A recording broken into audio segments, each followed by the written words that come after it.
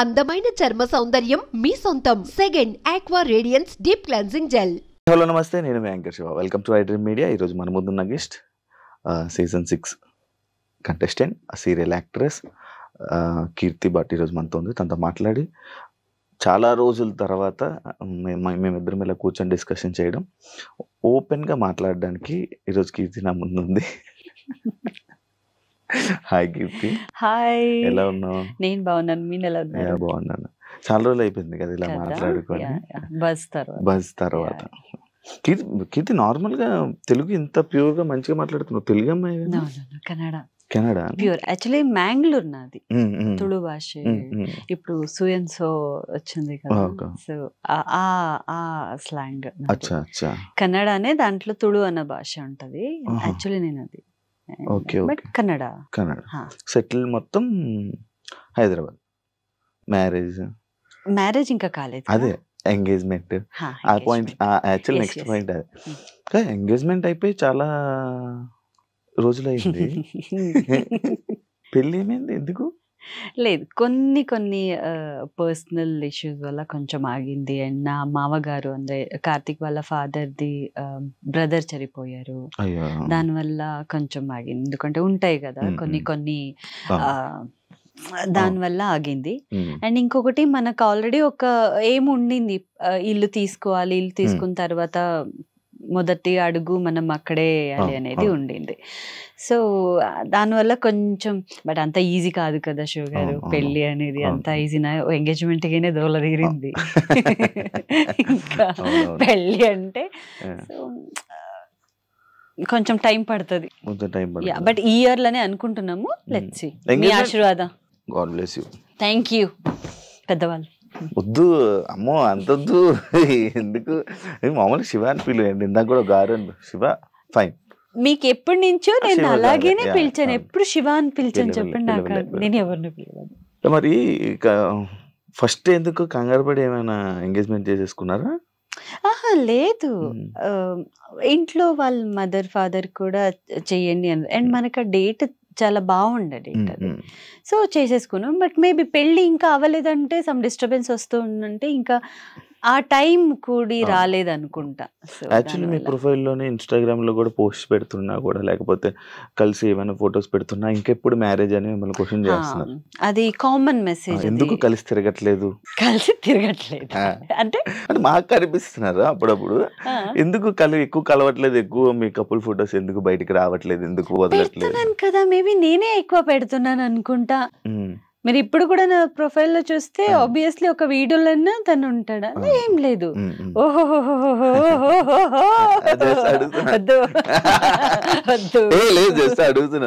లేదు లేదు, మొన్న నార్మల్ గానే వాళ్ళ మదర్ ఇంటికి వెళ్ళినప్పుడు అక్కడ పూజ చేసుకున్నాము. అంత పెద్ద మంచిగా ఫోటో పెట్టాను, చూడండి. ఆఫ్టర్ బిగ్ బాస్ కీర్తి చాలా లైఫ్లో చాలా నేర్చుకుంది, చాలా తెలుసుకుంది, చాలా ఎక్స్పీరియన్స్ పొందుతుంది అని విన్నాను. ఎలాంటి ఎక్స్పీరియన్సెస్ నీకు ఎదురవుతున్నాయి? ఎలా ఫైట్ చేస్తున్నాం అంటే రియాలిటీలో? వర్క్ పరంగా ఫస్ట్, తర్వాత మనుషులు పరంగా, నమ్మకం విషయం పరంగా, లవ్ విషయం, ఎవ్రీథింగ్ ఆల్. బిఫోర్ నా లైఫ్ స్ట్రగల్ లైఫ్ కన్నా ఆఫ్టర్ బిగ్ బాస్ బయటకు వచ్చిన తర్వాత కొన్ని ఆ స్ట్రగల్ వేరుంటాయి. ఏదో ఫుల్ ఆఫర్స్ వచ్చినప్పుడు అందరు అనుకుంటారు, రియాలిటీ అసలు ఏం లేవు, అది మెయిన్ ప్రాబ్లము. సో దానివల్ల బయట జనాల్ని, బయట ఫ్రెండ్ సర్కిల్ని ఫేస్ చేయడానికి చాలా భయంగా ఉంటుంది.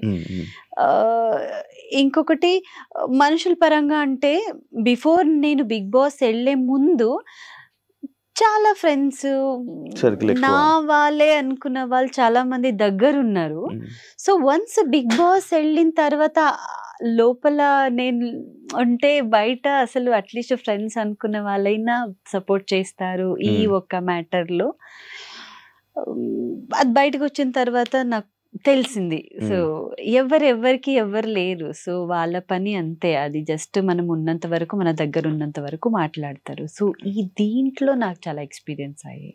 చాలా ఎక్స్పీరియన్స్, మనుషులు నమ్మడం, ట్రస్ట్. నేను చాలా తొందరగా ట్రస్ట్ చేస్తాను, చాలా తొందరగా అది నా వాళ్ళే అనుకునేస్తాను. అండ్ తర్వాత నా ఓపెన్ మైండ్ గా నా పర్సనల్ అంతా చెప్పేస్తాను, చూస్తే అది ఇంకో రకంగా. సో అట్లాంటివి చాలా జరిగింది. అండ్ నమ్మకం అనే వర్డ్ మీద కొంచెం నాకే నమ్మకం పోయింది. రైమింగ్ బాగుంది. అంటే నువ్వు చెప్పే మాటలు వింటుంటే, బిగ్ బాస్ పరంగా వింటుంటే, లైక్ అంటే నిజంగా జనాలు అనుకుంటుంది బిగ్ బాస్ లోకి వెళ్ళి వచ్చిన వాళ్ళు ఎవరు సక్సెస్ అయ్యారు అని క్వశ్చన్ చేస్తూ ఉంటారు కదా, అది నిజమా? నేను దేనికి హెల్ప్ అవ్వదా? అవుతుంది, కానీ నా మ్యాటర్ లో నాకు దేనికి హెల్ప్ కాలేదు. ఎందుకంటే బిగ్ బాస్ వెళ్ళొచ్చాను, టాప్ 3 మళ్ళా. యా, ఇప్పుడు మీరే సేమ్ మీరే చూడండి, టాప్ 3 ఉన్న వాళ్ళు ఇప్పుడు వేరే సీజన్ కూడా అంతగా మేబీ వెళ్ళలేదు, హిట్ కాలేదు అని పక్కన పెడితే, టాప్ 3 టాప్ 2 ఉన్న వాళ్ళు, టాప్ 10 టాప్ 5 ఉన్న వాళ్ళందరూ ఇప్పుడు ఏదో ఒకటి చేస్తున్నారు, వాళ్ళని పిలుస్తున్నారు, అంతా ఓకే. సో టాప్ 3 ఉన్న వాళ్ళు అసలు కనిపించట్లేదు, ఒక్క పిలుపు కూడా లేదు. నేను కనిపిస్తున్నాను, మీరు కనిపిస్తారు, మేము నా గురించి కదా. సో ఎక్కడో తగ్గిపోయింది అది అనిపించింది. అండ్ నాకేం అంత పెద్దగా సక్సెస్ లేదు, బట్ బయట జనాలకి నేను చాలా తొందరగా దగ్గర అయ్యాను.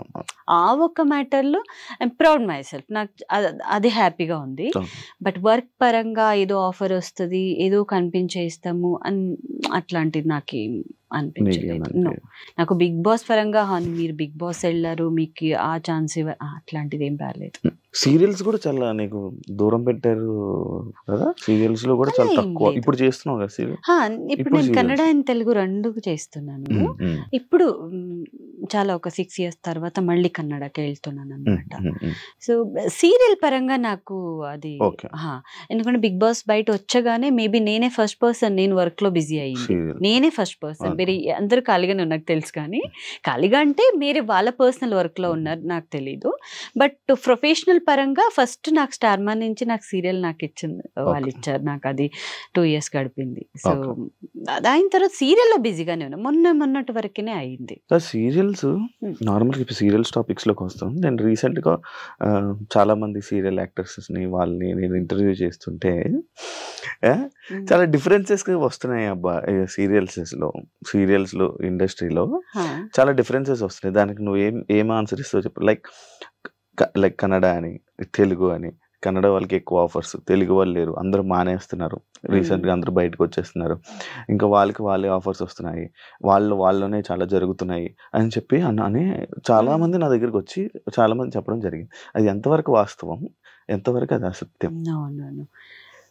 మేము ఎలా ఆలోచిస్తాము దానిపైన ఉంటుంది. ఇప్పుడు ఒక ప్రొడక్షన్ ఎలా ఆలోచిస్తున్నారు, మనం వేరే వాళ్ళని కొత్త వాళ్ళని పెట్టుకుంటే మన బయట అది ఎలా వెళ్తుంది, జనాలు ఎలా యాక్సెప్ట్ చేస్తారు, మార్కెటింగ్ ఎలా ఉంటుంది, అదొకటే ఉంటుంది. ఒక ప్రొడ్యూసర్ అదే ఆలోచిస్తారు. సో వాళ్ళకి కొత్త ఫేస్ కావాలనేది, కన్నడ వాళ్ళనే తీసుకొని రావాలి. ఎందుకంటే ఇప్పుడు ఎందుకు శివ గారు, మనకి ఛాన్స్ ఇచ్చే వాళ్ళే తెలుగు వాళ్ళు కదా, వాళ్ళతో అది ఉండదు, ఇంకా బయట ఎందుకు అని. సో నాకే అలా ఏం అనిపించలేదు, కానీ సో టాలెంట్ ఎవరికి ఉంటుంది వాళ్ళకి అవకాశం అనేది దొరుకుతుంది, అది మేము సద్వినియోగం చేసుకుంటాము. సో ఇక్కడున్న వాళ్ళు ఉన్నారు, నాకు తెలిసింది ఏమంటే ఇక్కడున్న వాళ్ళకి అంటే పేమెంట్ ఎక్కువ ఇవ్వాలో ఇంకొకటి ఏదో ఒకటి ఉంటుంది, దానివల్ల మేబీ అయి ఉండొచ్చు. ఇది నా అజంప్షన్ లో చెప్తున్నాను, ఇదే రైట్ అని చెప్పట్లేదు, నాకు తెలిసింది చెప్తున్నా. సో నా వరకు ఏం లేదు, టాలెంట్ ఉంటే ఎక్కడైనా. అండ్ ప్రొడక్షన్ కి మెయిన్ ఇప్పుడు అంత అమౌంట్ వేస్తున్నారు, ఒక నాట్ ఈజీ థింగ్, ఒక సీరియల్ గడపడం అంత డబ్బులు పెట్టి ఒక సీరియల్ ని రన్ చేస్తున్నారంటే వాళ్ళు కూడా కొన్ని దాని ఎక్స్పెక్టేషన్ అనేది ఖచ్చితంగా ఉంటుంది. టీఆర్పీ పైన వాళ్ళకి మనీ రావాలి, మళ్ళీ వాళ్ళు దాన్ని రన్ చేయాలి కదా. సో వి షుడ్ రెస్పెక్ట్ అంతే.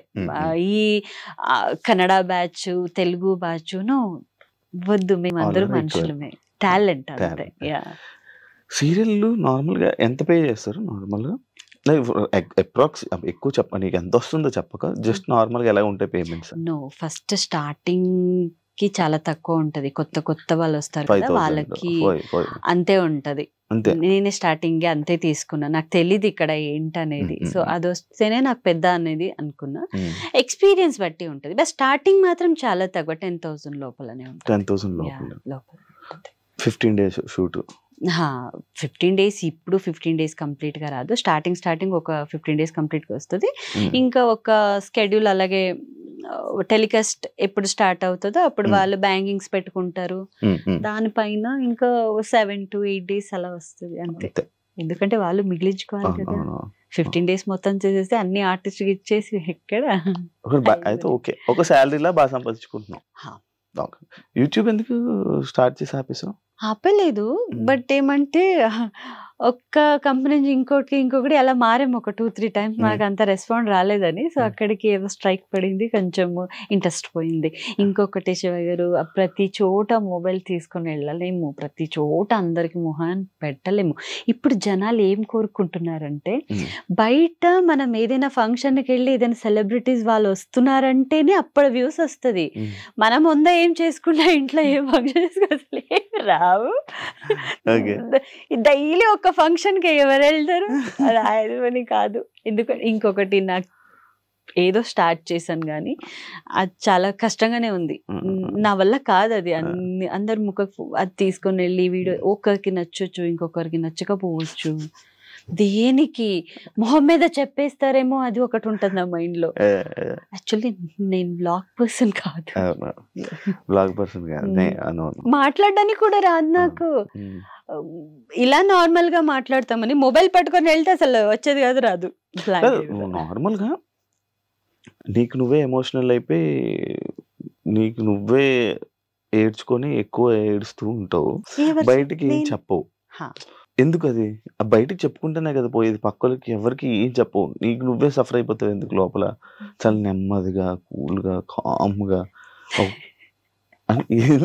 ఎందుకు అలా? నేను చెప్పాను కదా స్టార్టింగ్, నమ్మకం పోయింది. ఇప్పుడు నా పెయిన్ ని మీకు చెప్పగలుగుతాను. సో ఇప్పుడు మీరు దాన్ని ఎలా తీసుకుంటారు అనేది డిపెండ్స్ ఆన్ యూ కదా.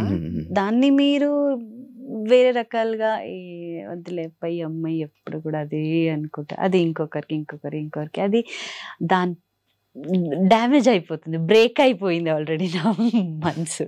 సో దట్ అది చెప్పకుండా ఉంటేనే బెటర్. మనం అది చెప్పి ఇంకొకరికి మన వీక్నెస్ని మనము మా చెయ్యారనే మన లైఫ్ని ఇంకొక చేతికి ఇచ్చినట్టు అవుతుంది. So I don't want. నా స్ట్రగల్ నాదే, నాకు అవుతుందా నేను ఫేస్ చేస్తా, లేదా దట్స్ ఓకే చూసుకుంటాడు దేవుడు అనుకుని ఇల్లుంటా.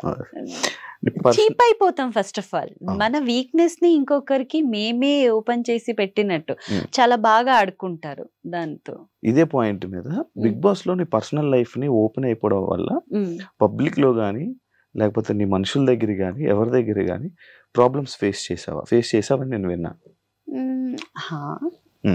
కొన్ని అంటే అంత నాకు నెగటివ్ కాదు, పాజిటివే నా. అంతే ఇప్పుడు బయట జనాలు వెళ్ళినప్పుడు ఏదైనా ఫంక్షన్ లో ఉన్నప్పుడు ఎంత మంచి రెస్పాన్స్, నువ్వు ఆలోచించకు బిడ్డ మేమున్నాము అట్లాంటిది, ఏం లేకపోయినా మేమున్నాము, ఆ ఒక పాజిటివ్. నెగటివ్ నేను ఎక్కడ, బట్ నెగటివ్ అనేది మన పర్సనల్ లైఫ్ లో మనకి తెలిసిన వాళ్ళు, మేము నమ్మిన వాళ్ళ నుంచి అలా అయింది తప్ప బయట నాకు జనాల నుంచి అట్లాంటిది ఏం జరగలేదు. పెంచుకుంటున్నా బాబు ఎలా ఉన్నారు తెలీదు కదా, ఆ పాప చనిపోయింది కదా. అవునా?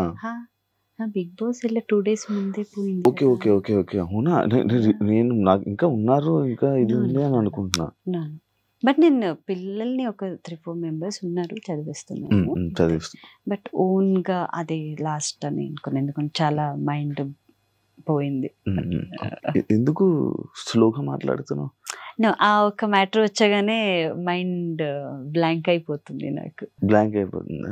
కానీ ఈ పిల్లల్ని ఏదైతే పెంచుకుంటున్నావు నువ్వు చేస్తుంది మంచిదే, కానీ బయట చాలా మంది చాలా రకాలుగా మాట్లాడుతూ ఉంటారు, దాన్ని నువ్వు పట్టించుకుంటావా? చాలా మంది చాలా రకాల మాట్లాడిన వాళ్ళు, నాకు కష్టం ఉందంటే ఒక 4 రూపాయలు హెల్ప్ చేస్తారా, నాకు ఆకలిస్తుందంటే నాకు ఏమైనా ఫుడ్ పెడతారా, నాకు కష్టం ఉందంటే డైలీ వచ్చి ఓకే 1 day అడుగుతారు, డైలీ వచ్చి నన్ను అడుగుతారా, నువ్వు ఎలా ఉన్నావు, ఏంటి, ఉన్నావా, బ్రతికావా, నీకు ఆఫర్స్ లేదా, ఉన్నావు, ఇప్పుడు ఏం చేస్తున్నావు, ఎవరు అడుగుతారు? ఎవరు అడిగారు కదా. మరి వాళ్ళ గురించి నేను ఎందుకు ఆలోచిస్తా? నో, వాళ్ళని పట్టించుకోను. నేను వాళ్ళకి అదే డైరెక్ట్ అడుగుతా, ఏమంటే ఓకే నేను చేసిన పని మీరు చేసి చూడండి, దెన్ ఓకే, మీకు ఓకే అంటే ఓకే, అప్పుడు మీరు చెప్పిందంటే నేను వింటా. బట్ ఇప్పుడు కూడా వినట్లేదు, జస్ట్ వాళ్ళకి బ్యాక్ ఆన్సర్ ఇస్తున్నాను. కీర్తి